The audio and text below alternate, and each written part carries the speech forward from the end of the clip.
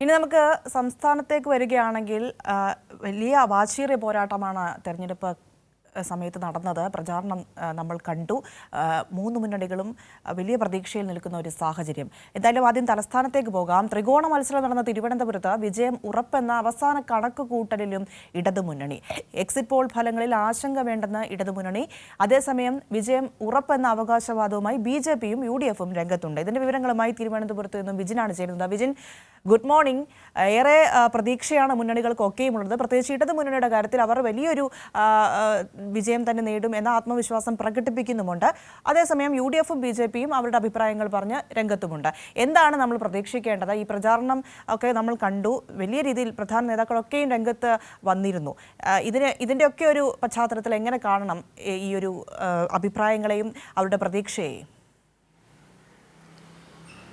എന്തായാലും തിരഞ്ഞെടുപ്പ് അവസാനിച്ചിരിക്കുന്നു. ഇനി മണിക്കൂറുകൾ മാത്രമാണ് ഫലം അറിയാൻ ബാക്കിയുള്ളത്. എന്തായാലും ഈ എക്സിറ്റ് പോളുകൾ പൂർണ്ണമായും ഇടതുപക്ഷത്തിന് വലിയ തരത്തിലുള്ള തിരിച്ചടി എന്നൊക്കെ പറയുമ്പോഴും വലിയ വിജയപ്രതീക്ഷയിൽ തന്നെയാണ് നിലവിൽ ഇടതുപക്ഷം ഉള്ളത്. UDFും 20 സീറ്റ് നേടും എന്ന് പ്രഖ്യാപിക്കുന്നു. അത്തരത്തിലുള്ള ഒരു അഭിപ്രായങ്ങളാണ് നേതാക്കളുടെ ഭാഗത്തു നിന്ന് ഒക്കെ ഉണ്ടായിട്ടുള്ളത്.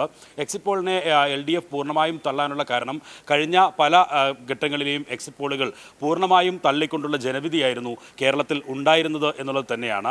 കഴിഞ്ഞ ഏറ്റവും അവസാനം നിയമസഭാ തിരഞ്ഞെടുപ്പിൽ LDF പരാജയപ്പെടും, ഒരു തുടർഭരണത്തിലേക്ക് പോകില്ല എന്നായിരുന്നു പല എക്സിറ്റ് പോളുകളും പറഞ്ഞിരുന്നത്. പക്ഷേ ആ എക്സിറ്റ് പോളുകൾ തള്ളിക്കൊണ്ട് 99 സീറ്റ് നൽകിയാണ് കേരളം LDFന് വീണ്ടും അധികാരത്തിലേക്ക് എത്തിച്ചത്. പിണറായി വിജയൻ്റെ രണ്ടാം സർക്കാർ ചരിത്രത്തിൽ ആദ്യമായി അത്തവണ അധികാരത്തിൽ വന്നതും ആ രീതിയിൽ തന്നെയായിരുന്നു. അതിനു മുമ്പ് 2004 രാജ്യത്ത് ആകെ തന്നെ ഇന്ത്യ ഷൈനിങ് എന്നുള്ള മുദ്രാവാക്യം ഒക്കെ അത്തരത്തിലുള്ള സ്ലോഗൻ ഒക്കെ ഉപയോഗിച്ചായിരുന്നു NDA എന്ന വാജ്പേയി സർക്കാർ തുടർഭരണം നേടും എന്ന് പറഞ്ഞിരുന്നത്. പക്ഷേ ആ ഘട്ടത്തിലും സർവേകൾ എല്ലാം 200-ന് മുകളിൽ 230ഓളം സീറ്റുകൾ ഒക്കെ 300ഓളം സീറ്റുകൾ ഒക്കെ NDAക്ക് ലഭിക്കും എന്ന സർവേ ഫലങ്ങളായിരുന്നു പ്രവചിച്ചിരുന്നത്. പക്ഷേ അതെല്ലാം തെറ്റാണെന്ന് വ്യക്തമാക്കിക്കൊണ്ടാണ് ജനവിധി വന്നത്. ആ സർവേ ഫലങ്ങൾ എല്ലാം തിരുത്തി എഴുതിക്കൊണ്ടുള്ള ജനവിധി UPA എന്ന ഒരു സഖ്യം ഉണ്ടാകുന്നു. പൊതുമിനിമം പരിപാടിയുടെ ഭാഗമായി മറ്റ് പാർട്ടികൾ ഇടതുപക്ഷവും എല്ലാം ചേർന്ന് അന്ന് NDAയെ മാറ്റി നിർത്തിക്കൊണ്ടുള്ള ഒരു ഭരണത്തിലേക്ക് വരുന്ന സാഹചര്യം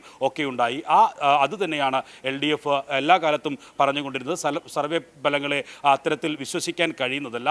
ചുരുക്കം ആളുകളിൽ നിന്ന് മാത്രം അഭിപ്രായം തേടിയിട്ടുള്ള സർവേ ഫലങ്ങളാണ് ചാനലുകളും അതുപോലെ തന്നെ ഏജൻസികളും ഒക്കെ പുറത്തുവിടുന്നത് എന്ന കാര്യം വ്യക്തമാക്കുകയും ചെയ്യുന്നു. അതേ അഭിപ്രായം തന്നെയാണ് LDF നേതാക്കൾ, CPM സംസ്ഥാന സെക്രട്ടറി ഉൾപ്പെടെയുള്ളവർ നേരത്തെയും പറഞ്ഞിരുന്നത്. സർവേ ഫലങ്ങൾ പുറത്ത് വരുന്നതിന് മുമ്പ് തന്നെ അക്കാര്യം CPM നേതാക്കളും LDF നേതാക്കളും ഒക്കെ വ്യക്തമാക്കുകയും ചെയ്യുന്നു. എന്തായാലും LDF ഇത്തവണ 10-ന് മുകളിൽ സീറ്റുകൾ നേടും എന്ന ഉറച്ച വിശ്വാസത്തിൽ തന്നെയാണുള്ളത്. അത്തരത്തിലുള്ള പ്രചാരണങ്ങൾ തന്നെയായിരുന്നു മുഖ്യമന്ത്രിയുടെ നേതൃത്വത്തിൽ തന്നെ നടന്നത്.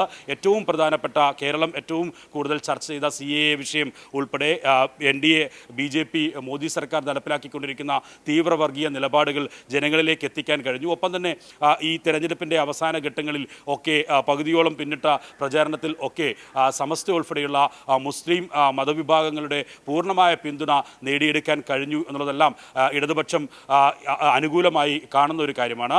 BJP തിരുവനന്തപുരത്തും അതുപോലെ തന്നെ തൃശ്ശൂരിലുമാണ് ഏറ്റവും പ്രധാനമായി വിജയപ്രതീക്ഷ വെച്ച് പുലർത്തുന്നത്. സർവേ ഫലങ്ങൾ വന്നതിന് ശേഷം ഈ 3 സീറ്റുകൾ വരെ BJP നേടും എന്ന ഫലം ഉണ്ടായി എന്ന കാര്യം BJP നേതാക്കളോട് തന്നെ നമ്മൾ ആരാഞ്ഞപ്പോൾ അവർക്കും ഈ മൂന്നാമത്തെ സീറ്റ് ഏതാണ് എന്ന കാര്യത്തിൽ കൃത്യമായൊരു വ്യക്തതയില്ല. ചിലർ ആറ്റിങ്ങലാണെന്ന് പറയുന്നു, ചിലർ പത്തനംതിട്ടയാണ് ആ 3-ാം സീറ്റ് എന്ന് പറയുന്നു. അങ്ങനെ അവരുടെ പോലും കണക്കുകൂട്ടുകളിലെ തിരുത്തി എഴുതിക്കൊണ്ടുള്ളൊരു സർവേ ഫലമാണ് വന്നത്. തൃശ്ശൂരിലും തിരുവനന്തപുരത്തും BJP പ്രതീക്ഷ വെച്ച് പുലർത്തുന്നുണ്ടായിരുന്നു. പക്ഷേ ഏറ്റവും കരുത്തരായ 2 സ്ഥാനാർത്ഥികളാണ് ഒരാൾ തൃശ്ശൂരിൽ മത്സരത്തിന് ഇറങ്ങിയത്. തൃശ്ശൂരിൽ BJP സുരേഷ് ഗോപി കാലങ്ങളായി അവിടെ കേന്ദ്രീകരിച്ചായിരുന്നു BJPക്ക് വേണ്ടി പ്രചരണം നടത്തിക്കൊണ്ടിരുന്നത്. പക്ഷേ VS സുനിൽകുമാറിനെ തന്നെ നേരിട്ടിറക്കി തൃശ്ശൂർ ജില്ലയിലെ ഏറ്റവും ജനകീയനായ നേതാവിനെ, യുവ നേതാവിനെ രംഗത്തിറക്കി LDF നഷ്ടപ്പെട്ടു പോയ സീറ്റ് തിരിച്ചു പിടിക്കാനുള്ള ഒരു നീക്കം നടത്തുകയും ഒപ്പം തന്നെ ഏറ്റവും പ്രധാനപ്പെട്ട തിരഞ്ഞെടുപ്പുകളിലെ ഒരുപക്ഷെ തുറുപ്പ് ചീട്ട് എന്നൊക്കെ പറയാൻ കഴിയുന്ന ഒരു നേതാവിനെ കരുണാകരൻ്റെ മകനെ തൃശ്ശൂരുമായി ഏറ്റവും അടുപ്പമുള്ള ഒരാളെ മുരളീധരനെ സ്ഥാനാർത്ഥിയാക്കി UDFും ശക്തമായ ഒരു മത്സരത്തിലേക്ക് നീങ്ങുന്ന കാഴ്ച കണ്ടു. അതുകൊണ്ട് തന്നെ അവിടെ ഇത്തവണയും സുരേഷ് ഗോപി ജയിക്കില്ല എന്നാണ് ഇടത് വലതു മുന്നണികൾ പറഞ്ഞുകൊണ്ടിരിക്കുന്നത്. ഒപ്പം BJP പ്രതീക്ഷ വെച്ച് പുലർത്തുന്ന മറ്റൊരു മണ്ഡലം തിരുവനന്തപുരമാണ്.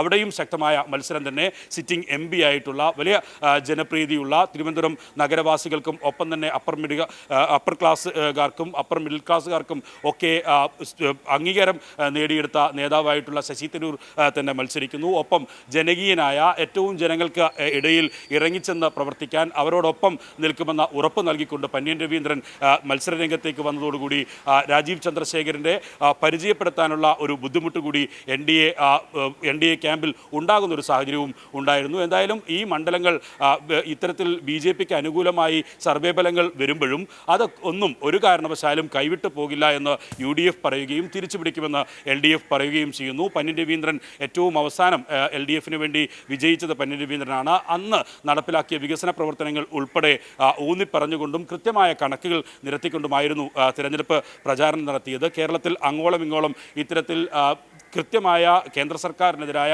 വിമർശനം ഉയർത്തിക്കൊണ്ടുള്ള ഒരു തെരഞ്ഞെടുപ്പ് പ്രചാരണ രീതിയായിരുന്നു കേരളത്തിൽ ഇത്തവണ LDF പയറ്റിയത്. പക്ഷേ കേരളത്തിലെ ഭരണം മാത്രം മുൻനിർത്തിയുള്ള ഒരു തെരഞ്ഞെടുപ്പ് പ്രചാരണമായിരുന്നു UDFൻ്റെ ഭാഗത്തു നിന്ന് ഉണ്ടായിരുന്നത്. എന്തായാലും ഞാൻ നേരത്തെ സൂചിപ്പിച്ചതുപോലെ UDF ഒരു ഭാഗത്ത് സർവേ ഫലങ്ങൾ തങ്ങൾക്ക് അനുകൂലമായത് അംഗീകരിക്കുമ്പോഴും BJP ഇത്തവണയും അക്കൗണ്ട് തുറക്കില്ല. രണ്ട് മണ്ഡലങ്ങളും BJP പ്രതീക്ഷ പുലർത്തുന്ന തൃശ്ശൂരിലും ഒപ്പം തന്നെ തിരുവനന്തപുരത്തും തങ്ങൾ തന്നെ ജയിക്കും എന്ന കൃത്യമായ കാര്യം വ്യക്തമാക്കുകയും ചെയ്യുന്നു. ഇത്തരത്തിൽ സർവേ ഫലങ്ങൾ പൂർണ്ണമായും വിശ്വസിക്കാൻ കഴിയാത്ത നിലയിൽ ഉള്ള ഒരു പ്രതികരണമാണ് നേതാക്കളുടെ ഭാഗത്തുനിന്നുണ്ടാകുന്നത്. പക്ഷേ BJP ക്യാമ്പ് പൂർണ്ണമായ ആത്മവിശ്വാസത്തിലുമാണ്. പ്രിയ വിജയൻ, അതിൽ എടുത്തു പറയേണ്ട ഒരു കാര്യം, ഈ പറഞ്ഞതുപോലെ തെരഞ്ഞെടുപ്പ് വരുന്നു, തെരഞ്ഞെടുപ്പ് പ്രഖ്യാപിക്കുന്നു, അതിനുശേഷം ഇടതുമുന്നണി സ്ഥാനാർത്ഥികളുടെ പ്രഖ്യാപനം ഏറെ സൂക്ഷ്മവും കൃത്യവുമായിരുന്നു എന്ന് വേണം പറയാൻ. അത് മറ്റു രണ്ട് മുന്നണികളെയും തകർത്ത് കളയുന്ന രീതിയിലുള്ള ഒരു കാര്യം തന്നെയായിരുന്നു. പിന്നീട് പല ആലോചനകൾക്കും ചർച്ചകൾക്കും ശേഷവുമാണ് അവർ സ്ഥാനാർത്ഥി പ്രഖ്യാപനം നടത്തുന്നത്. ഇതിൽ തിരുവനന്തപുരത്ത് വരുമ്പോൾ അവിടുത്തെ ഒരു കാര്യം എന്ന് പറയുന്നത്, ഒരുപക്ഷെ ഇതുവരെ നമ്മൾ കാണാത്ത തരത്തിൽ ഒരു സ്ഥാനാർത്ഥിയെ അധിക്ഷേപിക്കുകയും ആക്ഷേപിക്കുകയും ചെയ്യുന്ന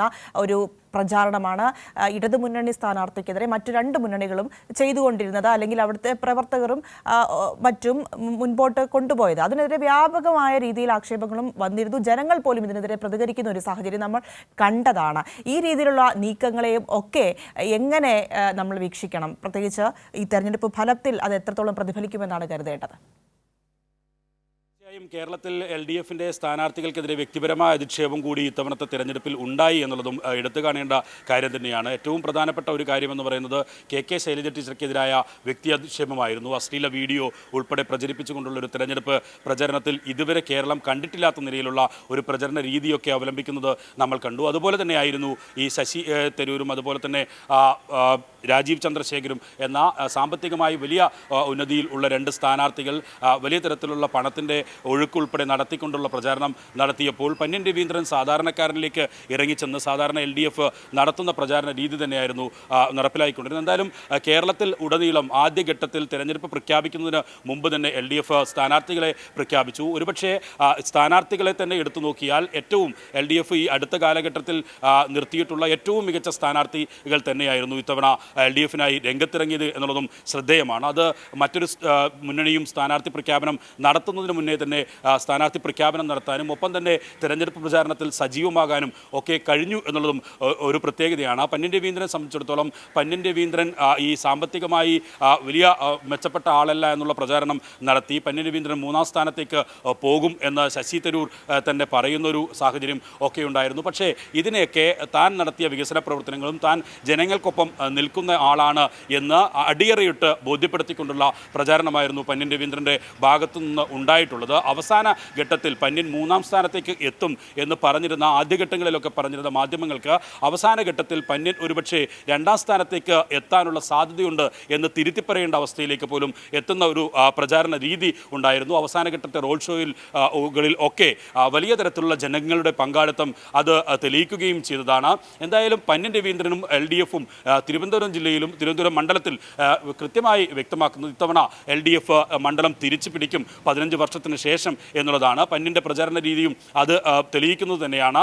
എല്ലാ സ്ഥലങ്ങളിലും വലിയ തരത്തിലുള്ള ഒരുപക്ഷെ കഴിഞ്ഞ ഈ 3 ടേമായി കണ്ടിട്ടില്ലാത്ത രീതിയിൽ LDF സ്ഥാനാർത്ഥിക്ക് ഒപ്പം ആളുകൾ കൂടുന്ന കാഴ്ചയൊക്കെ കണ്ടു. എന്തായാലും രാജീവ് ചന്ദ്രശേഖരും ഒപ്പം തന്നെ ഈ ശശി തരൂരും വലിയ തരത്തിലുള്ള പണം ഒഴുക്കിയുള്ള പ്രചാരണ രീതി തന്നെയായിരുന്നു അവലംബിച്ചുകൊണ്ടിരുന്നത്. അതിനിടയിലും LDFന് മുന്നേറ്റം നടത്താൻ കഴിയുന്നു എന്നുള്ളതാണ് എന്നുള്ളതാണ് കഴിഞ്ഞു എന്നാണ് LDF നേതാക്കൾ തന്നെ അവകാശപ്പെടുന്നത്. ഇത്തവണ രണ്ടാം സ്ഥാനത്തേക്ക് എത്തുമെന്നല്ല, വിജയിക്കും എന്ന ഉറച്ച വിശ്വാസം തന്നെയാണ് അവർ പങ്കുവെക്കുകയും ചെയ്തത്. ആറ്റിങ്ങൽ മണ്ഡലത്തിലും സമാനമായ രീതിയിൽ വി ജോയി എന്ന ജനകീയ നേതാവിനെ, നിലവിൽ വർക്കല MLA കൂടിയായ വി ജോയിയെ മുൻനിർത്തിയുള്ള തെരഞ്ഞെടുപ്പിലേക്ക് LDF കടന്നതോടുകൂടി അവിടെയും അടൂർ പ്രകാശിന്റെ നില പരിഗണിക്കാവുന്ന സാഹചര്യമുണ്ടായിരുന്നു. തെരഞ്ഞെടുപ്പ് പൊതുയോഗങ്ങളിൽ ഉൾപ്പെടെ ആളുകൾ കുറയുന്ന സാഹചര്യമുണ്ടായിരുന്നു. നേരത്തെ തന്നെ അടൂർ പ്രകാശ് മത്സരിക്കാൻ താല്പര്യമില്ല എന്ന് വ്യക്തമാക്കിയിരുന്നതാണ്. പക്ഷേ UDF അടൂർ പ്രകാശിനെ തന്നെ മത്സരരംഗത്തേക്ക് ഇറക്കുകയായിരുന്നു. വി മുരളീധരൻ അവിടെ കാലങ്ങളായി കേന്ദ്രീകരിച്ചുള്ള പ്രചരണം, കേന്ദ്രമന്ത്രി ആയിരുന്നെങ്കിലും കേരളത്തിൽ തിരുവനന്തപുരത്ത് ആറ്റിങ്ങൽ മണ്ഡലം കേന്ദ്രീകരിച്ചായിരുന്നു പൂർണ്ണ സമയങ്ങളിലും വി മുരളീധരൻ ഉണ്ടായിരുന്നത്. കഴിഞ്ഞ തവണ ശോഭാ സുരേന്ദ്രൻ 2.5 ലക്ഷത്തിൽ കൂടുതൽ വോട്ട് നേടിയ മണ്ഡലമാണ്. പക്ഷേ ശോഭാ സുരേന്ദ്രനെ അവിടെ നിന്ന് മാറ്റിയതിലുള്ള അമർഷം RSSനും അതുപോലെ തന്നെ BJP അനുഭാവികൾക്കുമുണ്ട്. കഴിഞ്ഞ തവണത്തെ വോട്ട് വി മുരളീധരൻ ലഭിക്കില്ല എന്നാണ് BJP നേതാക്കൾ തന്നെ പറയുന്നത്. അതാണ് ഞാൻ നേരത്തെ സൂചിപ്പിച്ചത്.